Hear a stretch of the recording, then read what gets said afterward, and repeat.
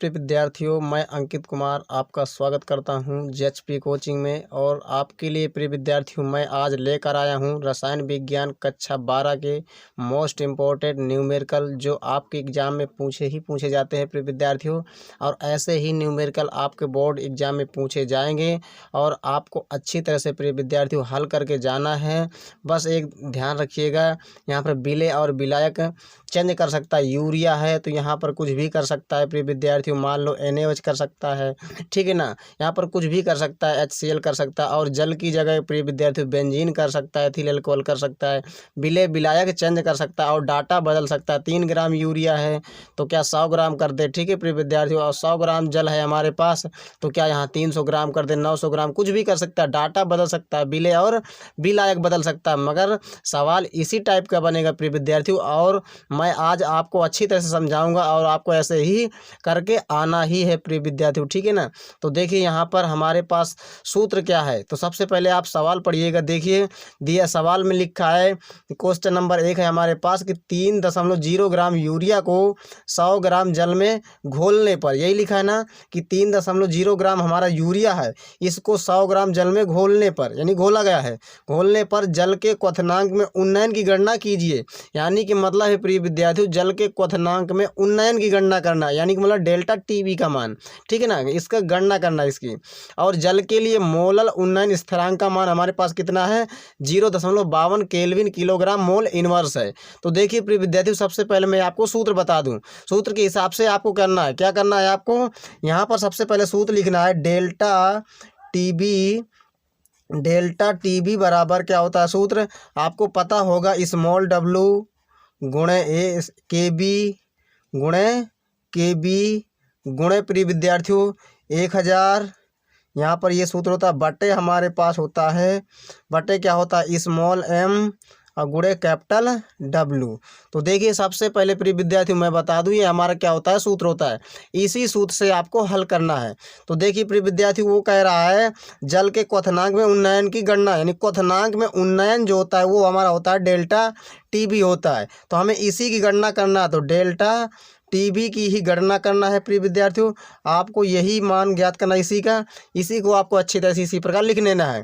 तो देखिए W क्या होता है, स्मॉल w जो हमारा छोटा वाला W होता है, ये होता है प्रिय विद्यार्थियों विलेय का भार। ये क्या होता है, विलेय का भार। तो विलेय हमारे पास क्या, यूरिया को 100 ग्राम जल में घोला गया है ना, तो यूरिया हमारे पास कितना ग्राम है, 3 ग्राम। यूरिया का भार कितना है, 3 ग्राम है ना।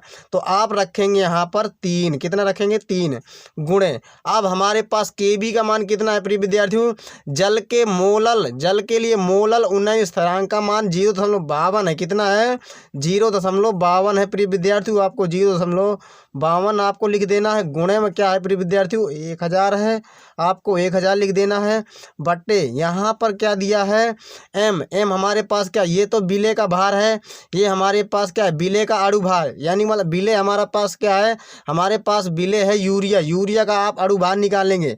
तो यूरिया का अणु भार आपको पता होगा NH2CONH2, ये होता है हमारे पास सूत्र, इसका हम निकालेंगे अणु भार। तो अणु भार इसका जब हम निकालेंगे प्रिय विद्यार्थी ध्यान दीजिएगा, 2 नाइट्रोजन है, 1 नाइट्रोजन कितना होता है परमाणु भार, कितना होता है प्रिय विद्यार्थी 14 होता है। तो 2 नाइट्रोजन 14 दूनी 28 हो जाएगी कि नहीं हो जाएगा। परमाणु क्रमांक तो 7 होता है, परमाणु भार कितना होता है 14, मगर 2 नाइट्रोजन है तो 28 हो जाएगी नहीं हो जाएगा, हो जाएगा। और हमारे पास हाइड्रोजन कितने 4, एक हाइड्रोजन का एक ही होता है, परमाणु क्रमांक परमाणु भार दोनों एक ही होता है। तो ठीक है ना, तो 4 हाइड्रोजन है तो यहाँ पर कितना आ जाएगा 4 प्लस, और ध्यान दीजिए कार्बन कितना होता है 12, परमाणु क्रमांक होता है 6 मगर परमाणु भार 12 होता है। और क्या होता है प्रिय विद्यार्थियों प्लस यहाँ पर ऑक्सीजन है, ऑक्सीजन कितना होता है 16। तो यहाँ पर आपको क्या करना है, टोटल जब सबको ऐड कर देंगे तो ध्यान दीजिए यहाँ पर 28 4 32 और 32 और 12 कितने हो जाएंगे, यहाँ पर 44 44 16 60 हो जाएंगे। आपका अणु भार कितना आ जाएगा 60 आ जाएगा यूरिया का। आप यहाँ पर रख दीजिएगा 60 गुणे यहाँ पर W क्या है विलायक का भार, विलायक क्या हमारे पास जल है 100 ग्राम है, कितना है 100 ग्राम, आप यहाँ रखेंगे 100 रख देंगे। तो देखिए यहाँ पर आपको हल कर देना है, 1 0 2 0 3 0, 1 0 2 3, यहाँ पर 0 उड़ चुके हैं, ठीक है। और 3 से इसे काट देना, 3 दूनी 6 आपको काट देना है, और 2 से आप इसको काट देंगे तो यहाँ पर कितना आ जाएगा 26, 0 कितना आ जाएगा 26 आ जाएगा। तो आपको यहाँ पर रख देना है डेल्टा टी बी। तो डेल्टा टी बी का मान कितना आ जाएगा प्रिय विद्यार्थियों 0.26 आ जाएगा यहाँ पर, ठीक है। ये हमारे पास आंसर आ चुका है, आपको ऐसे ही हल करना है, ध्यान दीजिएगा। ये हमारे पास कितना आंसर आ गया 0.26 आपका आंसर आ गया। बस आपको ऐसे ही हल करना है, बस ध्यान दीजिएगा। आपको निकालना क्या पड़ता है, विलेय का अणु भार ही निकालना पड़ता है। बस आपको सूत्र पता होगा तभी आप निकाल सकते हैं, अन्यथा विलेय का अणु भार आप नहीं निकाल पाएंगे। जैसे ग्लूकोज दे देगा तो ग्लूकोज का सूत्र क्या होता है C6H12O6 होता है, तो आप उसका निकालिएगा। बस आपको परमाणु क्रमांक परमाणु भार पता होना चाहिए तभी आप निकाल सकते हैं। बस ध्यान दीजिएगा, आपको रट्टा मार कर जाना है परमाणु क्रमांक परमाणु भार, ताकि आपको सवाल हल करने में आसानी हो प्रिय विद्यार्थियों, ठीक है। कभी कभी क्या है अणु भार दे देता है, कभी कभी अणु भार नहीं देता है, तो ध्यान दीजिएगा, आपको लगा कर जाना है और याद करके जाना है। ये इसी प्रकार आपको हल करना। इसके बाद देखते हैं हम दूसरा क्वेश्चन। देखिए प्रिय विद्यार्थियों, दूसरा क्वेश्चन हमारे पास है, कह रहा है कि 2.25 ग्राम ग्लूकोज को 25 ग्राम जल में घोलने पर, यही कह रहा है ना कि 2.25 ग्राम ग्लूकोज है हमारे पास और इसको 25 ग्राम जल में घोलने पर, यानी घोला गया है, घोलने पर हिमांक में 0.93 डिग्री सेल्सियस की कमी होती है। कितनी की कमी होती है हिमांक में 0.93 डिग्री सेल्सियस, ठीक है ना, इतनी की कमी होती है। जल के मोलल अवनमन स्थिरांक की गणना कीजिए, है सवाल उसी प्रकार का। तो देखिए यहाँ पर क्या है प्रिय विद्यार्थियों, यहाँ पर अवनमन है, हिमांक में अवनमन है। तो जहाँ पर हम अभी सवाल लगाए हैं, जहाँ डेल्टा टीबी था, तो बी बॉइलिंग पॉइंट की जगह आपको फ्रीजिंग पॉइंट यानी एफ कर देना है। बाकी सूत्र उसी प्रकार रहेगा। हमारे पास क्या था सूत्र, डेल्टा टीएफ था ना, यानी डेल्टा टीबी था, बी की जगह आपको एफ कर देना, बस कुछ नहीं करना है आपको। यानी कि बी की जब बॉइलिंग पॉइंट की जगह आपको फ्रीजिंग पॉइंट एफ कर देना है। इसके बाद यहाँ पर क्या था, स्मॉल डब्लू था गुणे के बी था ना, तो बी की जगह आपको क्या कर देना, एफ कर देना, के एफ गुणे हमारे पास क्या था प्रिय विद्यार्थियों 1000 था, और बटे हमारे पास क्या था स्मॉल एम था और कैपिटल डब्लू था। यही था हमारे पास सूत्र की नहीं था। बस आपको क्या करना है सूत्र में, यहाँ पर अवनमन कह रहा है, हिमांक में अवनमन कह रहा है ना, तो यहाँ जहाँ तो हमारे पास बी था ना, वहाँ पर आपको एफ कर देना, बाकी आपको सूत्र उसी प्रकार रख देना है। तो डेल्टा यहाँ पर ध्यान दीजिएगा, यहाँ पर क्या है, कह रहा है कि 2.25 ग्राम ग्लूकोज है। ये तो हमारे पास ग्लूकोज का भार है, ठीक है ना। ग्लूकोज को 25 ग्राम जल में घोलने पर, तो 25 ग्राम जल में घोलने पर ना कह रहा है, तो कह रहा है हिमांक में कितनी की कमी होती है 0.93 केल्विन की कमी होती है, यानी 0.93 डिग्री सेल्सियस की क्या होती है कमी होती है। तो जल के मोलल अवनमन स्थिरांक यानी कि के एफ का मान पूछ रहा है, ध्यान दीजिएगा।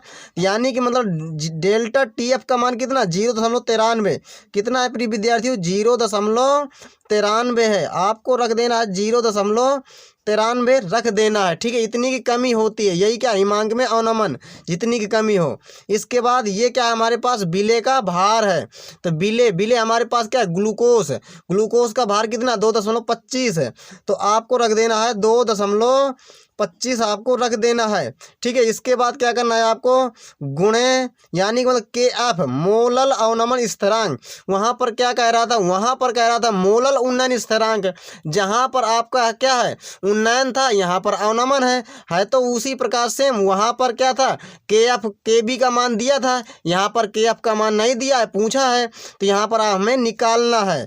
तो यहाँ पर क्या करना है आपको के एफ का मान निकालना है गुणे 1000 हमारे पास है। अब बट्टे में हमारे पास क्या है प्रिय विद्यार्थियों, ये एम क्या है हमारा, ये एम है हमारे पास, यानी कि विलेय का अणु भार। विलेय हमारे पास क्या है ग्लूकोज का अणु भार आपको निकालना है। तो ग्लूकोज का सूत्र क्या होता है C6H12 O6 क्या होता है, C6H12O6 होता है ना। तो कार्बन कितना होता है, कार्बन का होता है परमाणु क्रमांक 6, तो परमाणु भार कितना हो जाएगा 12, तो 12 छंग 72 कितना आ जाएगा 12 छंग 72 प्लस हाइड्रोजन का तो एक ही होता है 12 हाइड्रोजन है प्लस।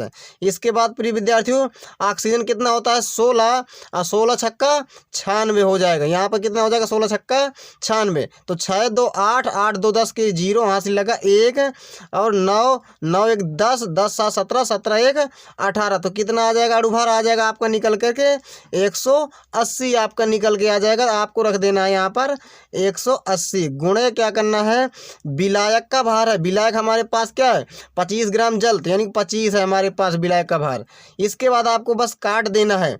यहाँ पर ध्यान दीजिएगा, यहाँ पर क्या करना है आपको, यहाँ पर 1 0 से 1 0 हमारा कैंसिल हो जाएगा और 2 अंक बाद पॉइंट है तो दोनों ही 0 ये खा जाएगा, नहीं खा जाएगा पॉइंट खा जाएगा ना। और यहाँ पर आप क्या करिएगा यहाँ से काट दीजिएगा 25 से जब आप इसे काट देंगे तो 25 नहीं है 225 होता है कि नहीं होता, होता है ना। ये हमारा कट जाएगा 9 से हमारा ये कट जाएगा, 9 दूनी 18 हमारा कट जाएगा। यहाँ पर क्या बचा हमारे पास 0 दशमलव हमारे पास बचा है 93 और बचा क्या है हमारे पास ऊपर बचा है KF और हमारे पास क्या बचा है प्रिय विद्यार्थियों ये सफिक्स में रहता है छोटा, ध्यान दीजिएगा ठीक है ना। और इसके बाद क्या बचा है हमारे पास 2 बचा है, जब कैंची गुणा करा देंगे प्रिय विद्यार्थियों हमारे पास KF का मान निकल के आ जाएगा। तो कितना आ जाएगा 2 3 6 और 2 9 18, ये हमारे पास पॉइंट कितने अंक बाद है 2 अंक बाद, यहाँ पर आप पॉइंट लगा दीजिएगा। ये हमारे पास आंसर आ चुका है। यहाँ पर आपको रख देना है सूत्र यानी कि मतलब मात्रक भी लिख देना है केल्विन किलोग्राम मोल इनवर्स। आपको मात्रक तो लिखना भूलना ही नहीं है, मात्रक आपको जरूर लिख कर आना है प्रिय विद्यार्थियों। यही आपका क्या है आंसर है। इसी प्रकार आपको हल करके आना है। देख सकते हैं यहाँ पर बिल्कुल सेम सवाल था कि नहीं था, सेम था, लेकिन यहाँ पर क्या था जहाँ पर बी था हमारे पास यहाँ पर हम एफ रख दिए क्योंकि हिमांक की बात कर रहा है। इसके बाद देखते हैं प्रिय विद्यार्थियों हम तीसरा क्वेश्चन। देखिए प्रिय विद्यार्थियों यहाँ पर हमारा तीसरा क्वेश्चन क्या कह रहा है 5.85 ग्राम सोडियम क्लोराइड 200 मिली बिलियन में घुला है। यही कह रहा ना कि हमारा 5.85 ग्राम सोडियम क्लोराइड है यानी कि NaCl जो कितने में घुला है 200 मिली बिलियन में घुला है यानी ml में, ठीक है घुला है। बिलियन की मोलरता की गणना कीजिए। बहुत ही अच्छा सवाल है। तो देखिए प्रिय विद्यार्थियों ऐसा क्वेश्चन आपको हल करके जाना है। हमें जानना है मोलरता बराबर क्या होता है यानी कैपिटल M से हम इसे डिनोट करते हैं प्रदर्शित करते हैं। ध्यान दीजिए मोलरता को, तो M बराबर हमारे पास क्या होता है स्मॉल w गुणे 1000। सबसे पहले आपको सूत्र याद होना चाहिए स्मॉल w गुणे 1000 बटे हमारे पास क्या होता है स्मॉल m और गुणे क्या होता है प्रिय विद्यार्थियों b। ये वो भी किस में होता है ml में होता है, ध्यान दीजिएगा मिलीलीटर में, ठीक है ना। ये हमारे पास क्या होता है सूत्र होता है, बस आपको रख देना है आपका आंसर आ जाएगा। तो देख सकते हैं यहाँ पर हमारे पास क्या है मोलरता m बराबर यहाँ पर ये क्या होता है हमारे पास ये विलेय का भार। तो हमारे पास क्या है 5.85 ग्राम सोडियम क्लोराइड कितने में घुला है 200 मिली बिलियन में घुला है। तो हमारे पास विलेय क्या है सोडियम क्लोराइड ही तो है, इसका भार कितना है 5.85 ग्राम है। तो आप यहाँ पर रख देंगे 5.85 आप रख देंगे, ठीक है। ये 5.85 हमने यहाँ पर रख दिया गुणे 1000 आपको कर देना है बटे हमारे पास क्या है प्रिय विद्यार्थियों m क्या है ये होता है हमारा विलेय का अणुभार। विलेय क्या है सोडियम क्लोराइड यानी NaCl। तो NaCl का हम क्या निकालेंगे अणुभार निकालेंगे। क्या निकालेंगे अणुभार। सोडियम का कितना होता है प्रिय विद्यार्थियों सोडियम का होता है ये होता है 23। कितना होता है 23। क्लोरीन का कितना होता है 35.5। कितना होता है 35.5 होता है। ये आपको याद रखना ही पड़ेगा। इसे जब आप ऐड करेंगे तो 5 3 8 3 2 5 ये हमारे पास इतना आ जाएगा अणुभार, ठीक है ना। यहाँ पर आप रख देंगे 8.5 गुणे आयतन कितना है हमारे पास 200 मिली बिलियन में घुला है ml में है ना। आयतन कितना है 200 वो हमारे पास हमने यहाँ पर रख दिया। हमारे पास आयतन दिया था ml में था, हाँ ठीक है ना। यहाँ पर भी आयतन ml में ही तो है। तो कितना था 200 ml। तो आप यहाँ पर क्या करेंगे प्रिय विद्यार्थियों सबसे पहले आपको 2 0 से 2 0 आपको उड़ा देना है। ये हमने दो जीरो उड़ा दिया। अब इसके बाद आपको क्या करना है प्रिय विद्यार्थियों, ध्यान दीजिएगा, यहाँ से आपको पॉइंट बराबर करना है। तो देख सकते हैं यहाँ पर कि हमारे पास यहाँ पर 2 अंक बाद पॉइंट है, यहाँ पर 1 अंक बाद पॉइंट है ना, तो हम यहाँ पर 1 जीरो बढ़ा लेंगे क्योंकि पॉइंट बराबर करना है। अब यहाँ से हम पॉइंट उड़ा सकते हैं, ठीक है ना। अब यहाँ पर हम 1 जीरो से 1 जीरो यहाँ पर हम काट सकते हैं कि नहीं काट सकते हैं। और ये हमारे पास है, यहाँ पर हमारे पास क्या बचेगा, आप साफ साफ यहाँ पर लिख दीजिएगा कितना बचा है, 5 और 8, 5 हमारे पास बचा है और नीचे यहाँ पर कुछ नहीं बचा है।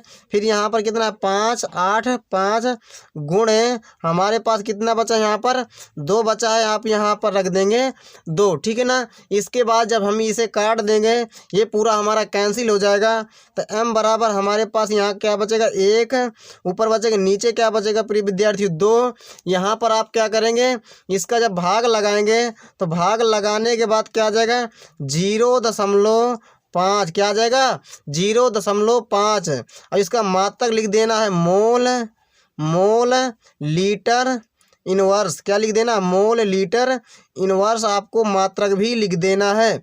ये हमारे पास क्या हो जाएगा प्रिय विद्यार्थियों, आंसर हो जाएगा। इसी प्रकार आपको करके आना है।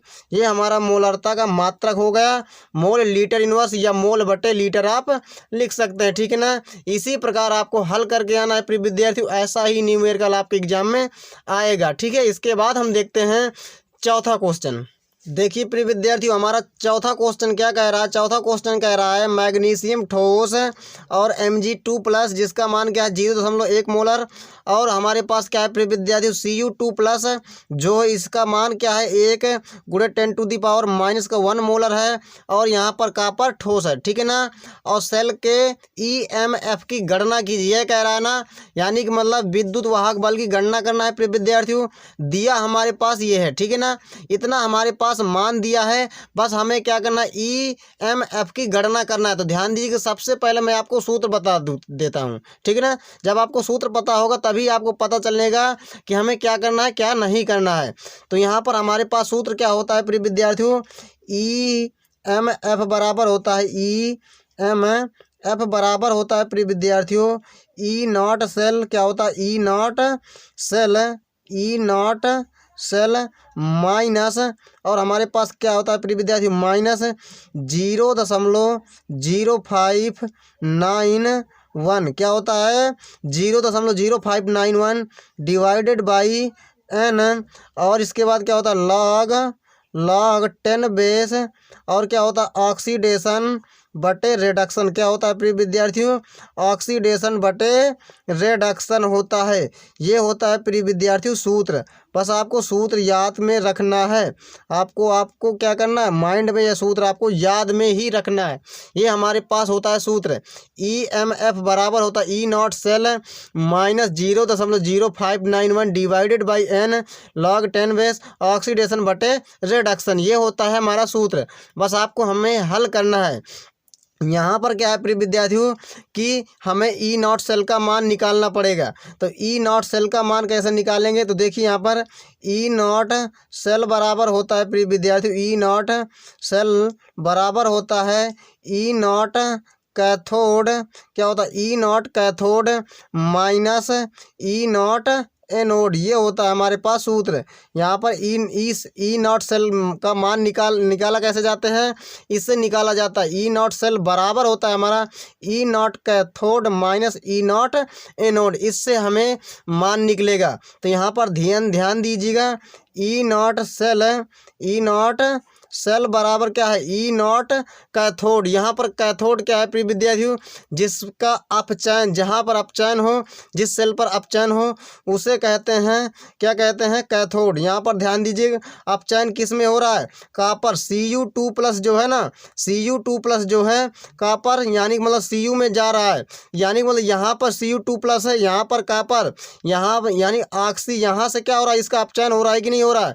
यहाँ पर ऑक्सीडेशन नंबर कितनी है 2, यहाँ यहाँ पर ऑक्सीडेशन नंबर कितनी है, 0 है कॉपर की, ठीक है ना। तो इसका क्या हो रहा है, अपचयन हो रहा है ना। तो कैथोड का मान कौन सा हो जाएगा, ये हो जाएगा हमारा G+0.34 है।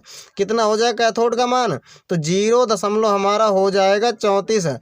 आपको रख देना है 0.34 माइनस E0 एनोड का मान क्या हो जाएगा, -2 कितना हो जाएगा 37, क्योंकि मैग्नीशियम वहाँ पर कितने पर, 0 पर है और मैग्नीशियम 2+ हो गया। ऑक्सीकरण हुआ है कि नहीं हुआ है, ऑक्सीकरण हुआ है कि नहीं हुआ है। तो यहाँ पर क्या करेंगे, -2.37 ये हमारा हो जाएगा इतना, ठीक है ना। अब माइनस माइनस क्या हो जाएगा, प्लस हो जाएगा। प्रिय विद्यार्थियों यहाँ पर ध्यान दीजिएगा, E0 सेल बराबर माइनस माइनस का हो जाएगा प्लस, आप जोड़ देंगे तो कितना आ जाएगा प्रिय विद्यार्थियों, 7, यानी मतलब आप ऐसा कर लीजिए 0.34 और प्लस कितना हो जाएगा 2.37 ये हो जाएगा। इसके बाद इसे जोड़ लेंगे तो E0 सेल बराबर, देखिए 7 4 11 केरी 1 हासिल लगे 1 3 3 6 1 7 और 2, कितने अंक बाद पॉइंट है, 2 अंक बाद। ये हमारा E0 सेल का मान इतना आ जाएगा, नहीं आ जाएगा। इसके बाद क्या करना है प्रिय विद्यार्थियों, अब हमें करना है EMF की गणना। तो यहाँ पर देख सकते हैं N का मान कितना है, यहाँ पर N का मान आपको ध्यान में रखना है। यहाँ पर N का मान कहाँ से निकालेंगे, N का मान यहाँ से हमें निकालना है कि ध्यान दीजिएगा, यहाँ पर मैग्नीशियम 2+ पे है, ये भी 2 इलेक्ट्रॉन त्यागा इसने और इसने 2 इलेक्ट्रॉन ग्रहण किया, ये क्योंकि Cu2+ है ना, Cu2+ से Cu हुआ है तो 2 इलेक्ट्रॉन इसने ग्रहण किए हैं और Mg जो है Mg2+ बनाया है ना यहाँ पर, तो 2 इलेक्ट्रॉन इसने त्यागे हैं। तो N का मान हमारा क्या हो जाएगा, N का मान हो जाएगा प्रिय विद्यार्थियों 2, कितना हो जाएगा, N का मान हमारा 2 हो जाएगा। ये ध्यान दीजिएगा। ऑक्सीडेशन यानी कि मतलब ऑक्सीकरण किसका हुआ, Mg से Mg2+, इसकी वैल्यू कितनी है 0.1। रिडक्शन की वैल्यू कितनी है 1×10⁻⁻1 यानी कि 0.1 ही है ये, ठीक है ना। तो यहाँ पर आप क्या करेंगे, इसका मान सभी का मान दिया, N का मान भी दिया है, बस आपको रख देना है प्रिय विद्यार्थियों ऐसे ही करके। तो EMF बराबर कितना है, इसका E0 सेल का मान कितना 2.7 आ गया है ना, 2.71 और यहाँ पर -0.0591 डिवाइडेड बाई कितना है 2 और क्या है प्रिय विद्यार्थी log 10 बेस। इसके बाद ऑक्सीडेशन यानी कितना है हमारे पास Mg2+ का मान 0.1 है ना, आप रख देंगे 0.1। इसके बाद यानी रिडक्शन यानी किसका हुआ है Cu2+ है Cu और Cu2+ की वैल्यू कितनी है 1×10⁻⁻1, जिसे हम क्या लिख सकते हैं 0.1 लिख सकते हैं कि नहीं लिख सकते हैं, आप ध्यान दीजिएगा। वहाँ पर हमें इस प्रकार लिख सकते हैं, ठीक है ना उसे। तो यहाँ पर 0.1 से 0.1 हमारा ये कैंसिल हो जाएगा प्रिय विद्यार्थियों। तो हमारे पास EMF बराबर 2.71 -0.0591 डिवाइडेड बाई 2 और यहाँ पर log कितना आ जाएगा प्रिय विद्यार्थियों, जब इसे हम कैंसिल कर देंगे तो हमारे पास कितना आ जाएगा 1 आ जाएगी, नहीं आ जाएगा। इसके बाद आपको क्या करना है EMF बराबर 2.71 माइनस यहाँ पर ध्यान दीजिएगा 0.0591 डिवाइडेड बाई 2। यहाँ पर log 1 की वैल्यू कितनी होती है प्रिय विद्यार्थियों 0 होती है, log 1 की वैल्यू कितनी होती है 0 होती है। ध्यान दीजिएगा जब 0 गुणा इसमें कराएंगे तो पूरा 0 हो जाएगा ना। तो EMF बराबर कितना आ जाएगा 2.71 वोल्ट, ये हमारा आंसर आ जाएगा प्रिय विद्यार्थी। ऐसा ही आपके एग्जाम में न्यूमेरिकल इसी प्रकार का जरूर पूछा जाएगा, बस यहाँ पर डाटा बदल सकता है, ध्यान दीजिएगा। लेकिन आपको सवाल ऐसे ही करके आना, ऐसा ही सवाल आपके एग्जाम में पूछा जाएगा, ध्यान दीजिएगा। ऐसे ही आपको सवाल करना है, ठीक है ना। इसके बाद हम देखते हैं प्रिय विद्यार्थियों 5वां क्वेश्चन। देखिए प्रिय विद्यार्थियों, पांचवा क्वेश्चन हमारा कह रहा है कि एक प्रथम कोटि की अभिक्रिया 60 मिनट में 75% पूर्ण हो जाती है। इस अभिक्रिया की अर्धायु ज्ञात कीजिए, यही कह रहा है ना। तो सबसे पहले प्रिय विद्यार्थियों यहाँ पर दिया क्या है, अर्धायु काल की हमें गणना करना है। और यहाँ पर अर्धायु काल की अगर हमें गणना करना है प्रिय विद्यार्थियों, तो हमें वेग स्थिरांक का मान भी चाहिए। तो हम सबसे पहले वेग स्थिरांक निकालेंगे, फिर इसके बाद अर्धायु काल की गणना करेंगे। तो सबसे पहले ध्यान दीजिएगा, वेग स्थिरांक के बराबर क्या होता है प्रिय विद्यार्थियों, 2.303 divided by T log log log 10 base, यहाँ पर log 10 होता है, ठीक है ना।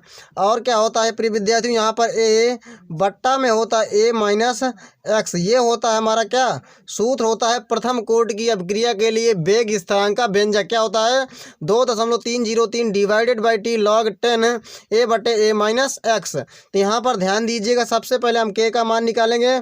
तो 2.303 टी हमारे पास क्या है प्रिय विद्यार्थियों, 60 मिनट में 75% पूर्ण हो जाती है। तो 60 मिनट है ना, तो हम यहाँ पर 60 रख देंगे। टी का मान कितना, 60।